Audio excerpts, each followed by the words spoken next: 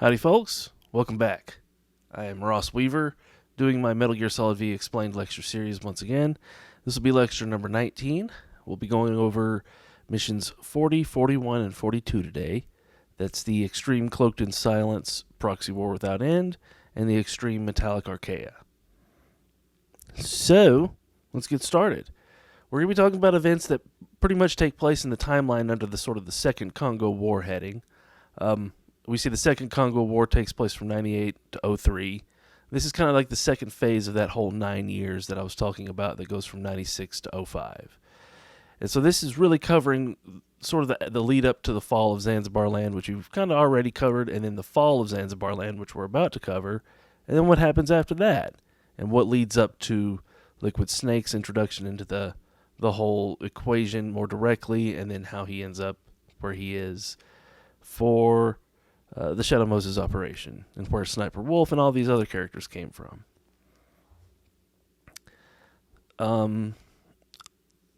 This Cloaked in Silence Extreme is an interesting one, because every time you do it, you're not fighting quiet. You're fighting quiet in a Sniper Wolf costume. It's where you get it unlocked the first time. And you can then have her equip it once you've beaten this fight. So, now I saw a theory video just today actually saying, what if Sniper Wolf is Quiet's daughter? And I had to laugh at that. I don't think that's the case. The age difference doesn't seem right. Because Sniper Wolf would have had to have fought with Saladin, sometime in the 90s. So, yeah. And we know Quiet and Venom were only together in the 80s and also in the 90s. But, even if it was 84, the time, it's just, there's not enough time. So, I also want to say that this whole, so anyways, it's an extreme mission. So we are playing as Saladin, right? We're playing as Solidus. And so this is when Saladin goes and picks up Sniper Wolf. And, all of the backstory we hear about her and Saladin in Metal Gear Solid 1, this is kind of the setup for all of that. And so it's like their history, Sniper Wolf and Saladin's history, is kind of the same as Venom's and Quiet's. And I also think this kind of relates to the Diane and Gustava characters in Metal Gear 1 and 2. Those are probably her personalities in the ensuing operations after all this. Like, it would have been before all this stuff. So essentially, she would have been Gustava before this. And there's a thing I've kind of skipped over, and I guess I need to explain it now. This mission's probably taking place in 1999. This would be, we know last time we did Cloaked in Silence, Mission 11 was sort of the metaphorical stand-in for the destruction of our base. It was the, when we get back to our base and see it destroyed part. So that's what's going on here. In 99, we know Zanzibar land's destroyed. So this is probably Saladin sort of after the fall of Zanzibar land. He comes back to his base. We know he was there when it was destroyed, but it's like he's gone back to the destroyed base and found Sniper Wolf there, and then recruits her. And then he goes on the rest of his campaign.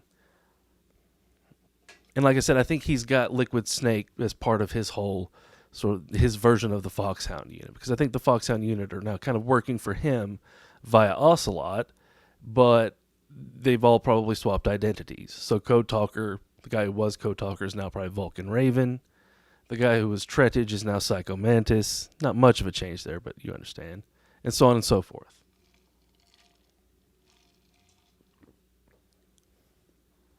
I also think this extreme version of this fight kind of relates to the Fortune fight. It's kind of a callback to it in the way that if you get hit once by Quiet, you're pretty much going to die in this fight. It's kind of like she's essentially got a railgun and she's shooting at you from far away with it, and you got to dodge it all. And that's actually all I've got on Mission 40, on Cloaked in Silence. All the stuff that happens in the, that I've talked about in the previous video kind of still applies, but it's like if this happens again for Solidus in this new version of this Sniper Wolf version of her. But also, it's implied, I should say too, that it's implied that the post-mission cutscene stuff doesn't happen for Wolf, the Wolf version of her, because every time you do that post-mission stuff, and you see it, no matter what costume she had on beforehand, it's like when she leaves the helicopter, she throws the jacket on your face and she leaves. She's got the Sniper Wolf costume on. Every time she comes back, she doesn't have that Sniper Wolf costume on anymore. That implies to me that the whole jet shooting down thing and her reenacting the bombing thing didn't happen as Sniper Wolf, because that wouldn't have any meaning to Solidus.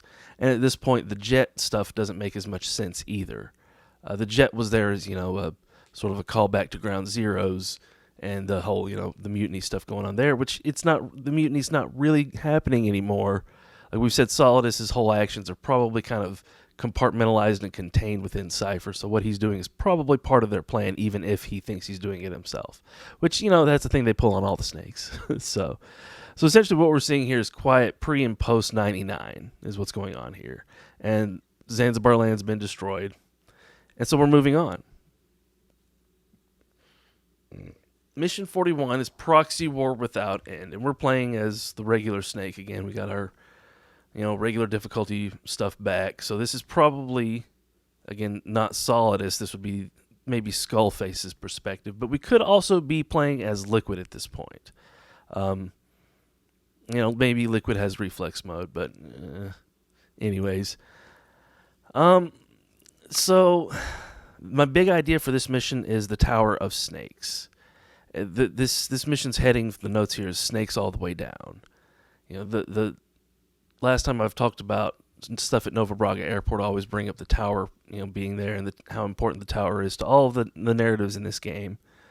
And I mentioned earlier about that guy from Directorate S, the KGB's Directorate S back in Extraordinary. Well, we're going to talk about that again.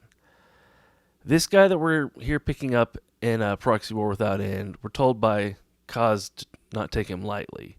He was with 5 Commando. Now, what is 5 Commando? Well, this is an interesting thing I found doing all my research in Rhodesia. So, there's a style of military organization for units that the Rhodesians took and used, and it was originally I think it was a British style of organization. And when the Rhodesians took it and used it for their conflict in the Bush War, they had to kind of adapt it because the Brits are used to working with all of the supplies they need and stuff like that, and the Rhodesians didn't have that, so they had to kind of run a stripped down version of this British style of army organization. So this British style of army organization that was adopted by the Rhodesians would use 5 different commando units, but they were numbered and sort of titled.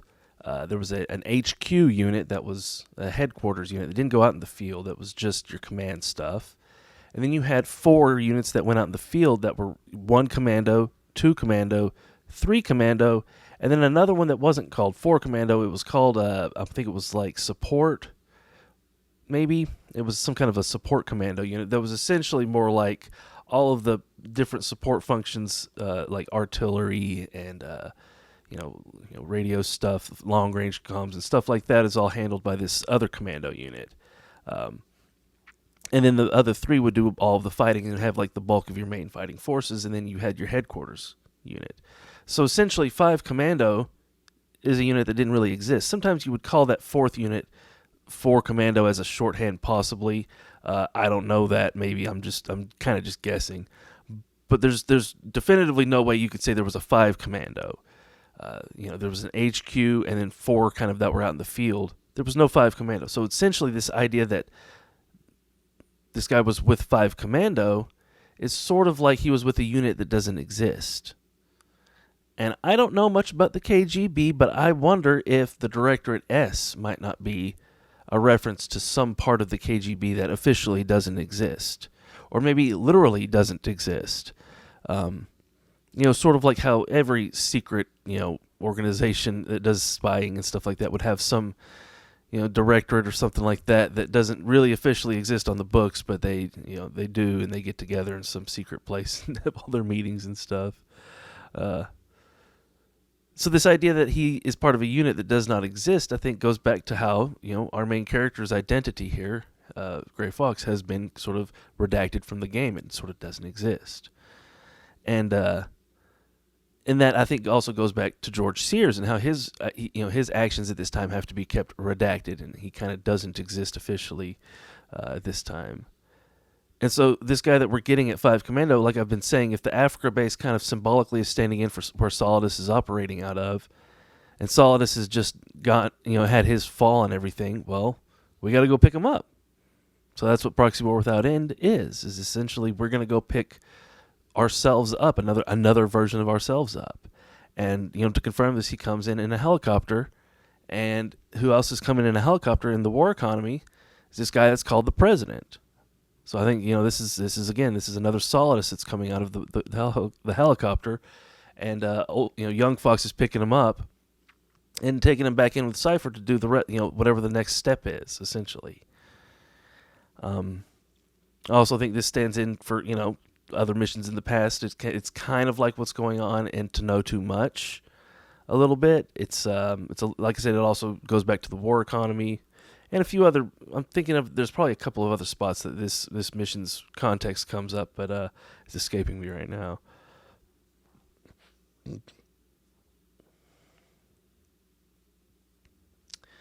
One of the mission tasks in this mission has you go get the hidden diamond that this guy puts behind one of the shelving units with some boxes on it in one of the buildings on the airport. After he gets out of his helicopter, he'll walk over to this place and go to the hidden spot, kind of cue you in on where it is, so you have to follow him. Well, this is, again, Where Do the Beasts Sleep? And he's our Hamid survivor, and he's going and telling us where the hidden spot is. And it's a diamond. It's another self-reference. And it's behind the boxes too, kind of, I think has that makes me think of the support strut and how it kind of has a boxy shape, and how all of your support stuff comes in boxes from out of the sky, and how all of that with the farms and everything relates to the R&D of Venom Snake. So you can see here, this is why it's snakes all the way down. We've got snakes laundering snakes. It's kind of a crazy thing that Cypher sets up, but this is how they figure out how to sort of wash the mutiny out, so to speak.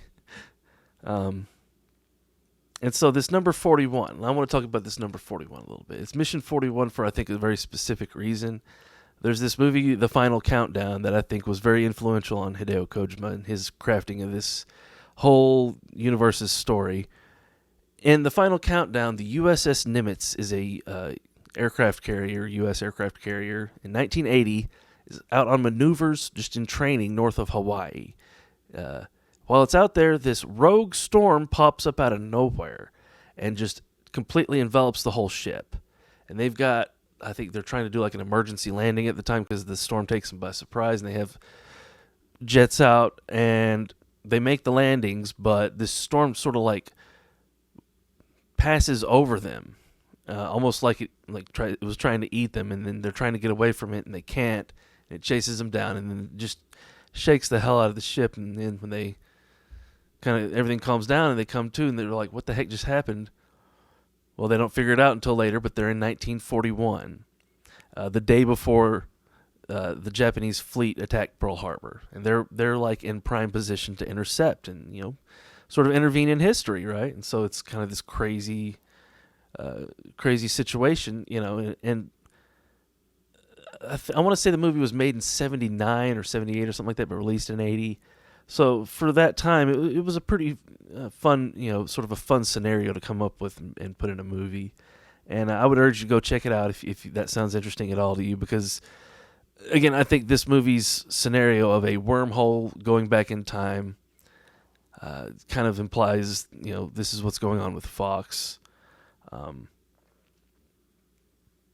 In the Final Countdown, one of the soldiers who goes back in time is taking a couple of other civilians off, the civilians that were from 1941 who got attacked by the Japanese and were rescued by these future soldiers.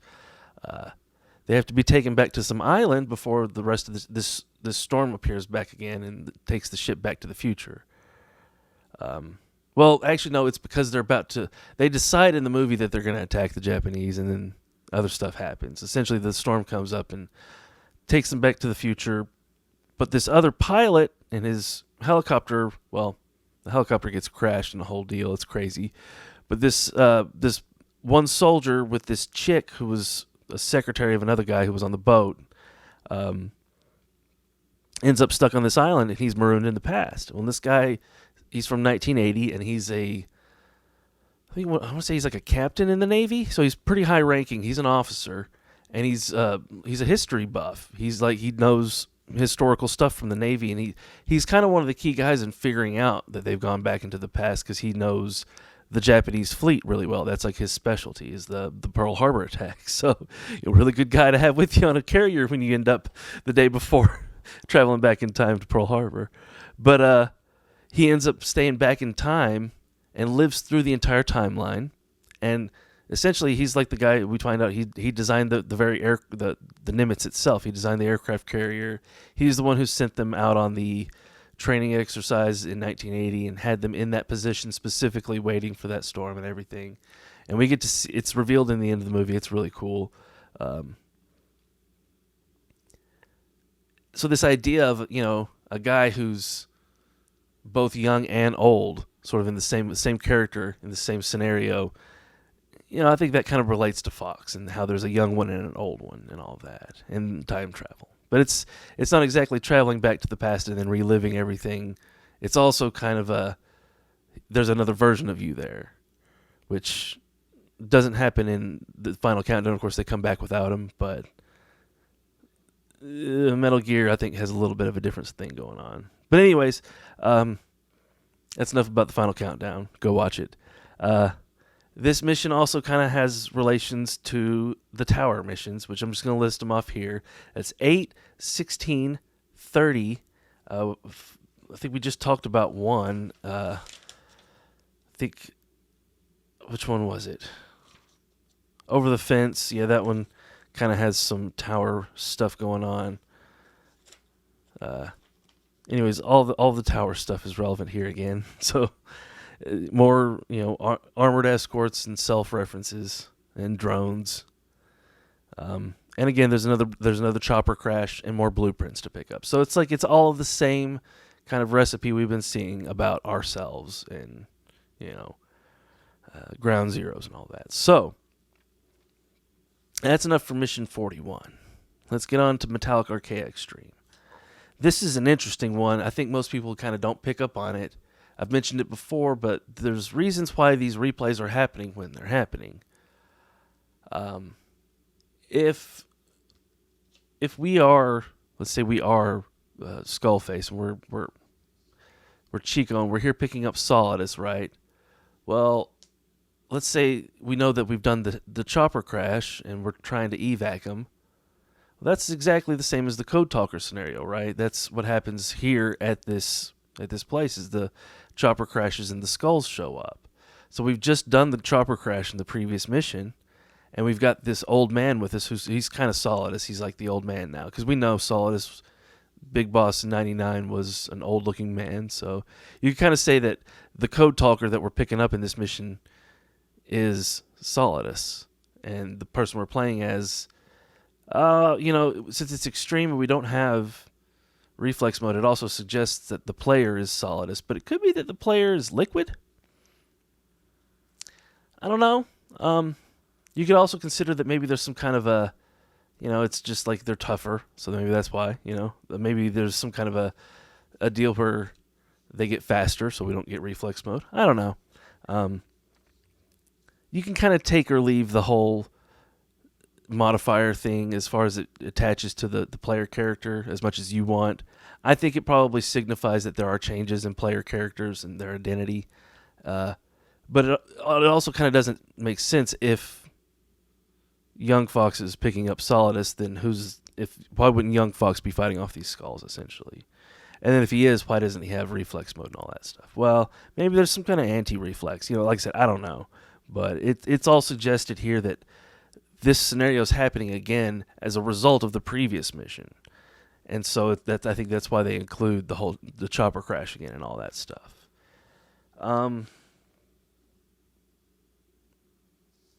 Yeah, and also we know there's cutscenes in other missions that are repeats. They're just not there. So in mission 50, when we do the extreme version of Sahelanthropus later on, At the end of it, there's no Skullface death scene. We don't get to see Skullface die again. It just after we take off from Sahelanthropus and see the robot's body there, that's it. That's the end of the mission. So we know that they're able to cut these cutscenes and change them in some of these ways if they want to. That I think they don't because they still apply. Like all of their context still applies in these future scenarios. It's just like I said, these cutscenes were built in a way so that everything that's said there is symbolic. It's like it's double speak. It's all double speak. So we've just got to do the work ourselves of figuring out what's the new context of this old stuff that we've already gone over. So I said you could consider Solid as the old man, but you could also kind of consider that maybe Fox is the old man. Maybe this is actually old Fox that we're picking up, and that's why this is happening this way. If this is after the fall of Zanzibar land, we know that they're going after Big Boss's body in 05, and we're told he was taken from the battlefield by the Patriots and revived. And then we see him again in Metal Gear Solid 2, but he's got this giant mechanical suit on, so it's not clear what the state of his body is. His head looks fine, but I posited before that maybe that body is there to help him with his lack of zero shift and lack of superpowers that some of the other soldiers had. Maybe his body has been destroyed in some way. When we see his body in Metal Gear Solid 4, it's pretty messed up, and that gets into some stuff about how I think the ending of Metal Gear Solid 2, as we see it, is probably not 100% reality in what happened. I think their fight ended a little bit differently, but that's subject for another video. But just consider that this scenario, it might not be just Solidus and young Fox here. This could be old Fox in here as well. Liquid could be the player character. There's kind of a few different ways to view this, and again, it's probably happening in the post Zanzibar's fall era, maybe 2000 to 2001. I'm guessing. If I had to put a pin on some date, I think 2001's pretty good. Let me see here, because that's when, if I'm not mistaken, that's when America is attacked and the U.S. invades Afghanistan. So that's kind of what we see here in Mission 41 and Mission 42, because I want to say, well, Pitch Dark is, none of these are in Afghanistan until 45, but the U.S. invading Afghanistan in 01, like I said, is probably more of a thing that's represented in C2W, the subsistence version of it, and that's just future context of Liquid and his deployment. So you can kind of also add that on top of what I'm talking about here too. It's kind of going on at the same time. I also want to mention how so I think after Zanzibar's fall, with this shuffling around of soldiers, it's implied that there's new mutations and new sort of like parasite breakouts, new symptoms from new stuff happening with the parasites. We see it, in the game it's the linguistic bug, and Mission 43 is coming up. That's Shining Lights Even in Death. So that's when we have the new breakout. But I want to note here the context of Metallic Archaea. At the end of the mission, we've picked up Code Talker and brought him back to base and cured the vocal cord parasite again. So it implies that there was like another breakout, and we're doing this to pick up this old man, we're picking up this person in Proxy War Without End, and then doing this fight in Metallic Archaea so that we can bring this old man back to base and he can cure whatever our parasite problem is back on base. Like there's some kind of a new infection. And I think that relates to why Liquid is doing all the stuff he's doing at Shadow Moses with the Genome Soldiers having the problem they have and needing Big Boss's body. This is it. Like we've picked up Big Boss, we've got his body here, and he would take him back, and he's got the answer on a little thing that he's got and gives it to us and cures the thing. Only this time we know it doesn't end there. In the next mission we'll get to it. There's going to be a new twist. But then also you can take this cutscene at the end of the mission and think, so maybe his Code Talker's line about this test detonation being a non-detonation test, happening 5 years ago, in the southern Indian Ocean. Well, it's hard to say exactly. We know there's a double flash. What year was it? 1979. So maybe this would be 79 plus 5. That'd be 84. Maybe this has some more relations to the 1984 scenario, and mission 31 and what happened after that. Let's just get into it. I also think this has to do with what's going on with the side ops right now. In order to unlock mission 43, there's a bunch of side ops you have to do that kind of take place leading up to this point and at this point. You've got to go retrieve the AI pod. There's some drama with Eli on the base. You have to fight him a couple of times. He challenges you. You have to come back, fight him. At some point, he causes one of the kids, Ralph, to get killed. So they go from 5 kids on base to 4 kids on base. And that relates to the 5 to 4 thing that I've talked about. So like Eli itself, Eli himself is kind of like FOXHOUND, He's the one removing them from the program. And Ralph is kind of like Chico a little bit, actually. But he's also, in the way Chico's identity's been cut. But he's also kind of like anybody that's killed by FOXHOUND, I guess. I guess of the original FOXHOUND members, he would really be a Decoy Octopus. But anyways, you also have to go pick up the children after all this stuff happens. They all break out, and you have to go find them in different spots. And so I think that relates to the gathering of the FOXHOUND soldiers after Zanzibar's fall. There was probably a scattering of them, and whoever the next boss was essentially had to go pick them all up and gather them together. That was probably Liquid Snake. So that again, I think, goes into how we're probably also telling Liquid's story with what we're doing. So who is Liquid's Eli? Well, that's a good question. For another time. Let's see here. So when we go get the AI pod, and I wish I had video of this, you can only do this once in your game, but Huey gets on the radio and tells you that Skullface and Strangelove got in a fight, and that was how she ended up locked in the AI pod, and that it was his fault. But that seems to never come up again. It's like a one-time deal. You hear it once, and then we hear a different story later, and it's always that different story that we hear later. We only hear this one once, which is kind of weird to me. I think that's telling more about how Skullface and Strangelove's fight probably relates to how Naomi reacted to seeing Old Snake in that cabin in Metal Gear Solid 4. I imagine if Strangelove didn't have a full picture of what she was doing to Chico with all of her experiments, maybe at some point she was confronted with his form, and she was like, oh my God, what have I been doing? And maybe drove her into despair. Sort of locked her in the pod,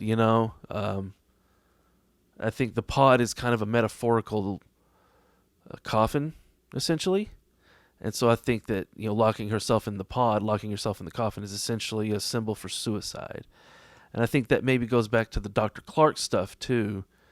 I think the Strangelove and the Dr. Clark personalities are both kind of like covers, and also, well, one of them's, the person who did all this stuff, and then the Dr. Clark personality is sort of the cover that's made to sort of fix all the stuff that went wrong from the Strangelove era. Now, we're told in the timeline, too, that Dr. Clark dies in 2005. So that's a topic for another video. But I just want to point out, every time we go pick up the children in the game, it's like that's when we have a new infection, and that's when the mutation happens. So that's kind of what's going on here. And the AI pod we get it picked up, and we're kind of doing all the prelude for Huey's exile. And Huey's exile, I think, is kind of related to how Hideo's no longer, part of this series' authorship, essentially. He's sort of been, cast off the island.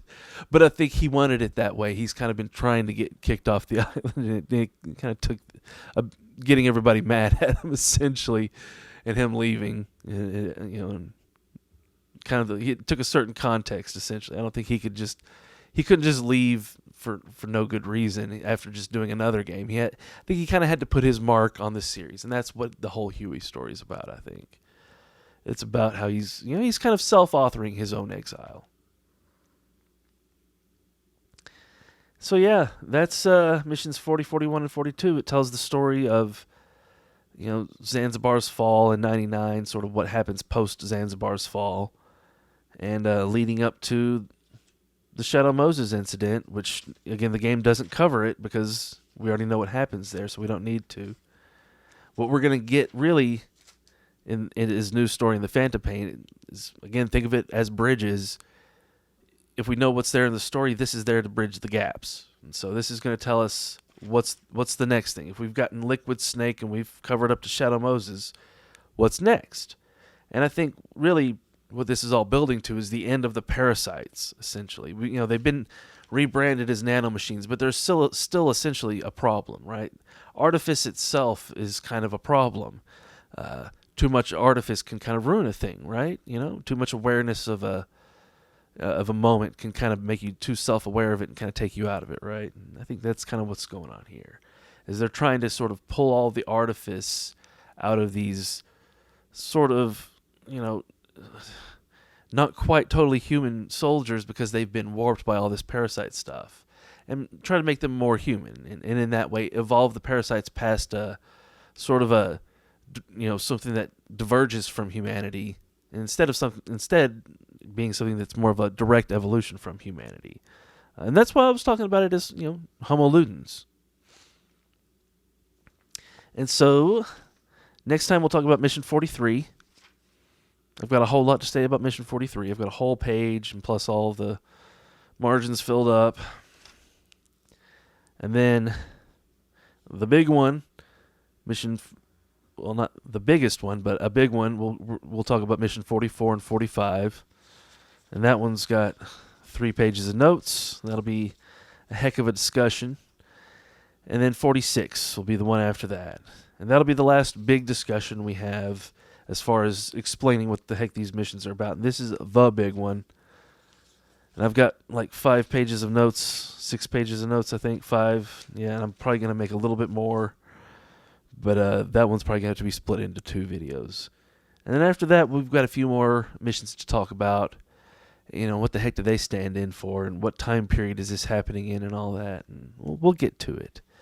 But if you've been kind of following, it's like, we're kind of approaching the end of the timeline pretty quickly for a good reason, because this isn't just about bridging what's in the timeline. It's about bridging the timeline to itself as well. So if you've been wondering how am I going to explain all this time travel stuff, don't worry. There's stuff in Mission 46. We'll get there. But for now, hope you all have enjoyed. That's lecture number 19. See you next time. Peace.